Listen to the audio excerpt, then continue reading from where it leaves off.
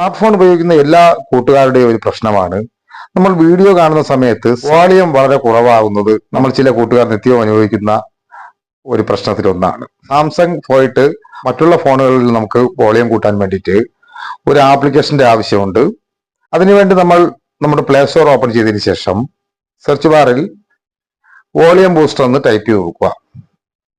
അതിനുശേഷം നമുക്കിവിടെ കാണാൻ സാധിക്കും, ഒരുപാട് ആപ്ലിക്കേഷൻ ഇതുപോലെ കാണാൻ സാധിക്കും.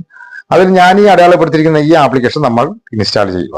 ഓപ്പൺ ചെയ്യുമ്പോൾ ഒരു പെർമിഷൻ ചോദിക്കും, നമ്മൾ അലോ ചെയ്ത് കൊടുക്കുക. അപ്പോൾ തന്നെ നമുക്കിവിടെ കാണാൻ സാധിക്കും വോളിയം 100% കൊടുത്തിട്ട് ഒരു സ്കെയിൽ ഇവിടെ കാണാൻ സാധിക്കും.